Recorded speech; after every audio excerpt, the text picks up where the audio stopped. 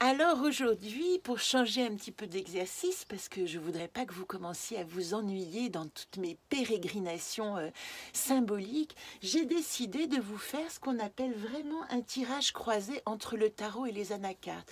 Ce que je vous ai présenté pendant les 2 dernières cartes, de l'amoureux, je crois, et du pape, c'était surtout les corrélations des cartes du tarot, des lames du tarot entre les anacartes. Ici, je vous montre simplement comment le chariot est relié à Garith, c'est la lame qui correspond, la 7e, associée au G, ça nous reparlerons dans les lettres hébraïques, je ne vais pas vous perdre, mais en tout cas, ici, Garith, vous savez que c'est le courage, ça peut être l'affrontement, mais c'est aussi vraiment tenir, vous voyez comme il ressemble quelque part, la carte d'origine au chariot avec ses 2 pieds plantés qui veulent son matériel, qui veut avancer, qui tient d'une certaine manière les rênes de sa volonté, qui est les cheveux dressés par la quête de la conscience et de l'information et qui lui donne quelque part une aile pour avancer. Garith, force et courage, est relié au tarot. Voilà ce que le tarot nous dit. Alors, le chariot, je vous en ai parlé longuement, je vous renvoie décidément à la vidéo précédente. Mais quand je tire les anacartes, je fais toujours une coupe. Donc j'ai voulu savoir aujourd'hui, pour nous, puisque c'est un tirage global, pas seulement pour moi, quand je le tire d'une manière globale et que je vous le présente, c'est qu'il est dans sa connotation inconsciente, collective. Voilà, d'inconscient collectif. Eh bien ici, le chariot, cette notion de triomphateur, il s'adresse à la capacité à trouver sa place au sein de sa tribu avec Néris et sa place d'enfant intérieur, sa place exacte. Ça veut dire que c'est magnifique parce que d'une certaine manière, le chariot nous renvoie à l'idée que si tu es roi de ta tribu ou empereur de ta tribu ou celui qui gère et qui mène ta tribu, n'oublie pas l'humilité de ton enfant intérieur qui le fait dans le jeu et dans l'objectif du partage. Voilà pour la première carte. Alors, la première coupe, hein, je vous rappelle que la coupe dit moi dans le monde. Maintenant, pour le chariot, j'ai évidemment tiré une anacarte à côté et regardez la beauté. C'est l'amour, c'est l'union, c'est la fusion de tous mes êtres.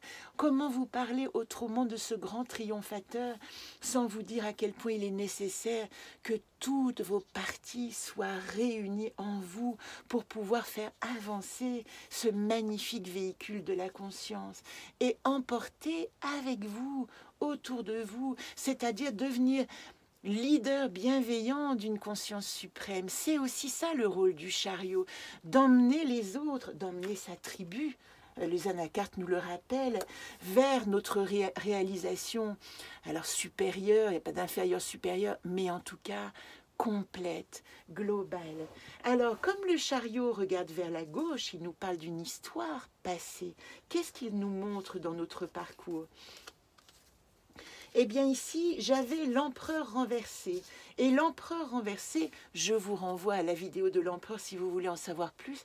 Mais quand il est renversé, il dit « As-tu fait attention à la place de ton ego dans tes conquêtes? Est-ce que tu es certain que tu ne t'es pas pris pour le roi du monde aujourd'hui et que du coup, il y a une arrogance, il y a avec Fémène, quand elle est inversée, un désir de séduction ou de convaincre qui ne correspond pas forcément à ce que vous êtes, mais à la volonté de plaire. Ici, il met vraiment en garde contre cette réussite, qu'elle ne soit pas au service de plaire, mais qu'elle soit vraiment au service de votre réalisation, de votre évolution. Le but de l'incarnation, c'est l'évolution. Voilà pourquoi il y a en permanence ce cheminement, cet avancement. Voilà pour l'empereur renversé. Et comment nous allons guérir cette carte, donc la retourner, nous allons la guérir avec, regardez, la réconciliation. Nous n'avons pas encore parlé du soleil qui parle profondément de réunir, d'être en amitié avec toutes les parts, autant extérieures que intérieures. Ici, il s'agit vraiment de la réconciliation associée à Anacarte, Jacquem. Et Jacquem, vous savez que je vous en parle souvent comme l'archétype du yang, le repos du guerrier, mais ce repos du guerrier n'est pas complet tant que le yang n'a pas compris qu'il doit s'associer au yin intérieur. L'animus et l'anima sont les parts d'un même tout, autant que le yin et le yang, autant que le blanc et le noir, autant que le jour et la nuit. Il s'agit ici de réparer, comme le dit le soleil, la division que nous a imposée. Vous regarderez à la carte du diable qui ressemble énormément à cette notion des deux qui rencontrent une entité supérieure. Mais là où le diable divise et demande de comprendre où nous sommes séparés, le soleil nous demande la réconciliation. Alors comme l'empereur qui suivait le chariot regarde une carte, c'est pour ça que je vous fais une deuxième vidéo, c'est un peu plus long. Donc, qu'est-ce qui se passe? Eh bien, l'empereur regarde la tempérance. En un mot, la tempérance, c'est guérison. Et vous voyez qu'elle regarde par le passé, ce qui veut dire qu'il y a eu un processus nécessaire de guérison qui est lié, nous disent les anacartes, à notre enracinement. Et vous voyez comme cette carte Néris de la famille prend son sens. Ça veut dire que pour guérir, nous avons besoin de savoir d'où nous venons, où sont nos racines, de les implanter, de les renforcer, de les laisser pousser tel le bambou dans la matière de la terre pour qu'un jour les pousses extérieures, les branches puissent s'élever vers le ciel, s'élever vers notre dimension spirituelle. Voilà la tempérance associée à l'enracinement. Moi, je trouve que ça éclaire tellement les deux notions que j'espère vraiment. Entraînez-vous à croiser tarot et anacartes. Là, en fait, le tarot vous parle d'archétype collectif. Hein. On a bien compris que c'est une dimension collective qui date de 2000 ans, et ce jeu anacarte, il vient juste dire, oh ben moi dedans, voilà la fenêtre que je peux ouvrir pour comprendre cet immense, cet énorme archétype, pour le ramener à ma petite dimension humaine. Alors, qu'est-ce qui s'est passé ici?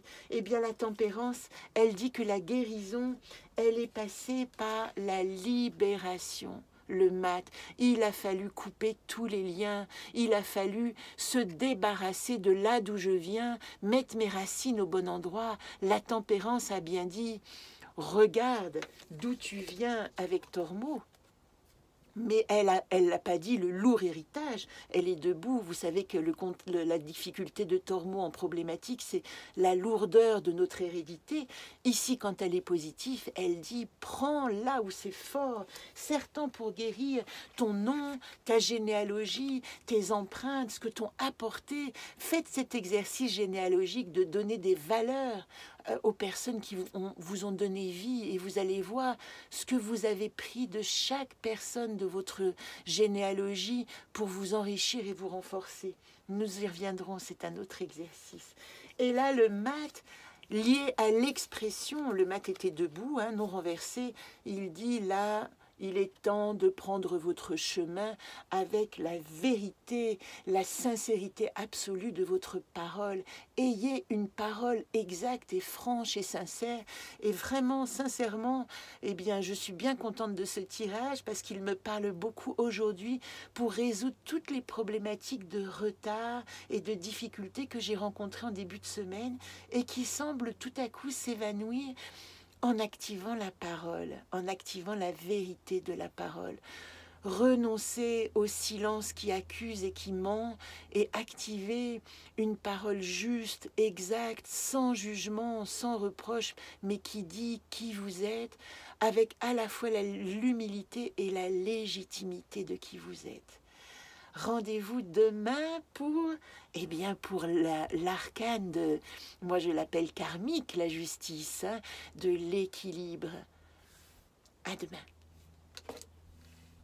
Belle journée.